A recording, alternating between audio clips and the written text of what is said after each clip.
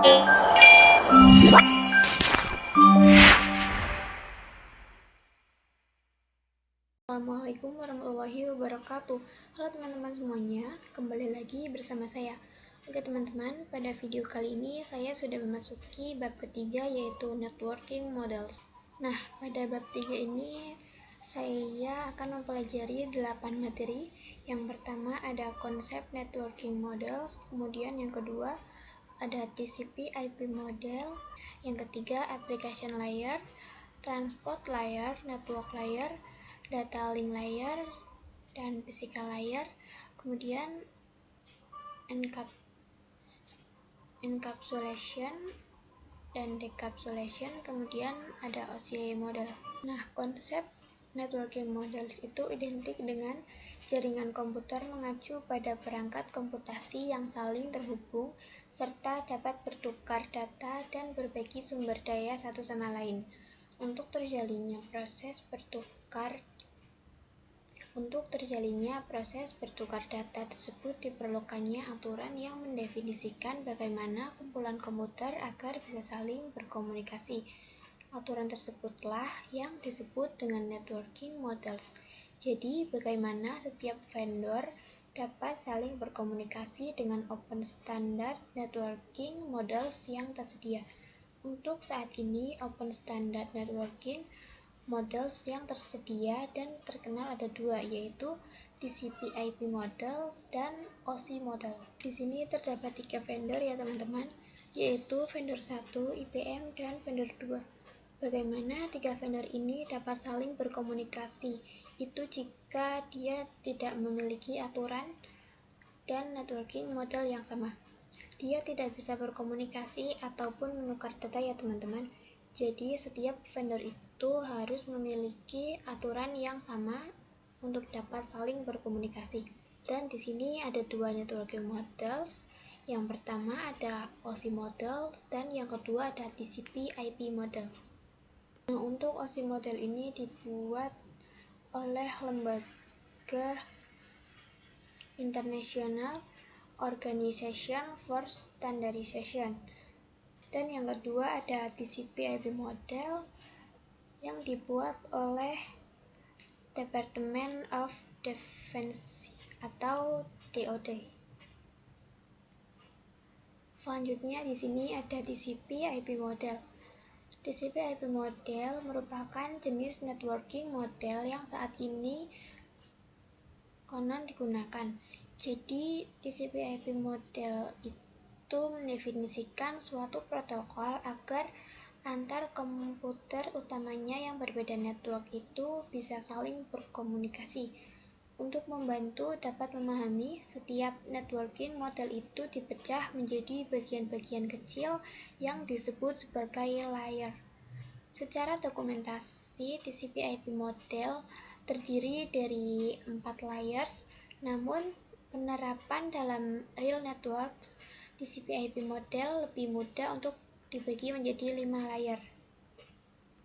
Nah, untuk yang 4 layer ini terdiri dari application, transport, internet, network access. Kemudian yang 5 layer ini terdiri dari application, transport, network, data link, dan physical. Oke teman-teman, jadi kalian bisa langsung buka web https://jamcorner.wordpress.com. Di sini teman-teman bisa membaca-baca untuk bisa memahami materi tentang networking model. Selanjutnya kita akan lanjut pada TCP/IP transport layer. Fungsi dari transport layer adalah menyajikan atau memberikan servis ke application layer atau transfer data. Untuk transport layer terdapat 2 protokol yang sering digunakan, yaitu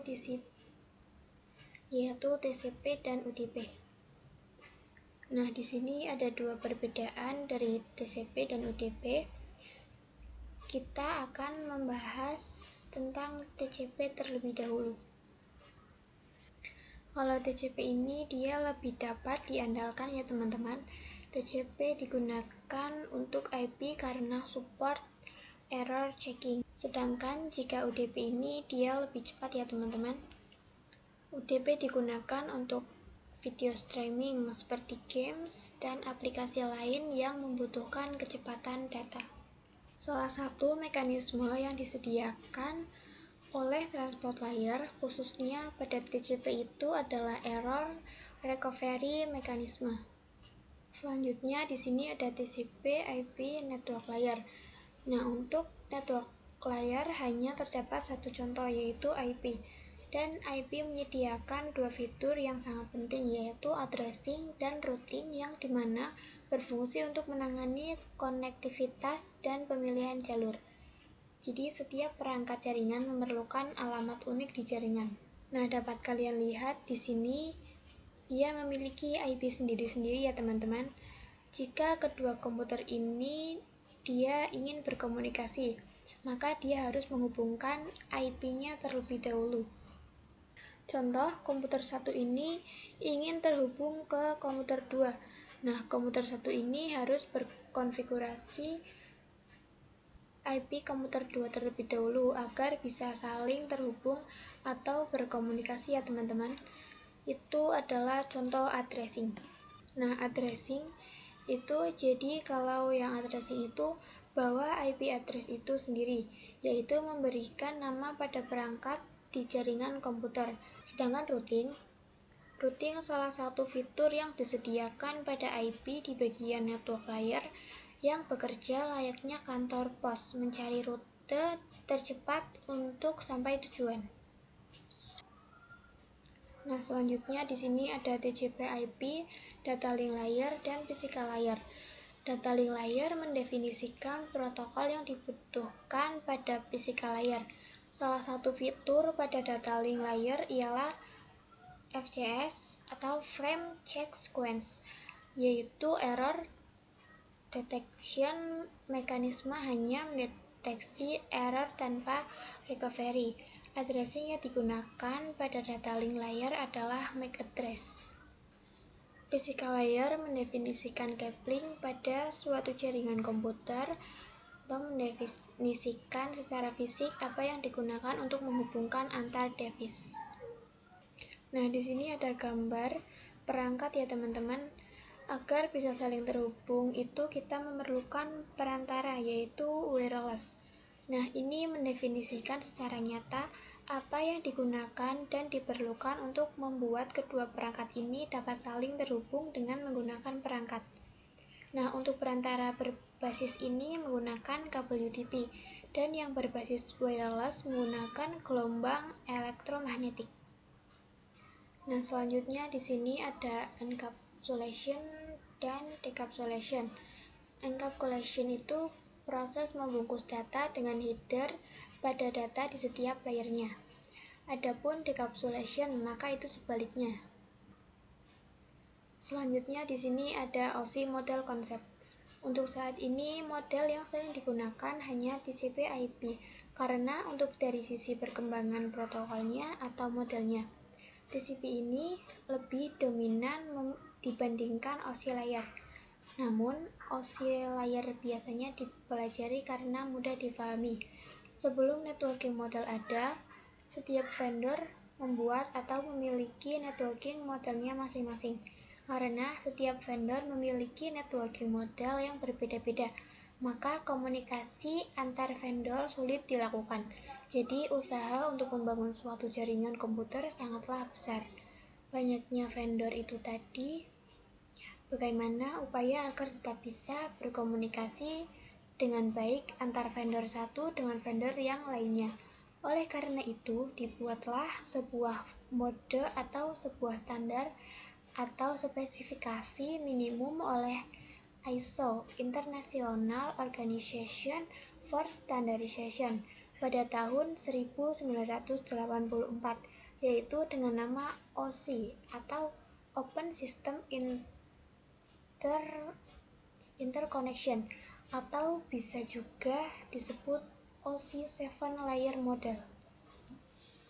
Selanjutnya di sini ada OSI model layer. Terdapat 7 lapisan layer pada model OSI. Yang pertama ada application layer, Kemudian presentation layer, session layer, transport layer, network layer, data link layer, dan physical layer. Nah, pada layer 1-4 itu disebut lower layer ya teman-teman, atau dia berkaitan dengan user interface, data formatting, dan communication session. Sedangkan jika upper layer itu berkaitan dengan bagaimana data itu mengalir. Ini pada layer ke-5 sampai layer ke-7 ya teman-teman. Mungkin itu saja video yang dapat saya sampaikan. Mohon maaf apabila ada kesalahan. Terima kasih. Wassalamualaikum warahmatullahi wabarakatuh.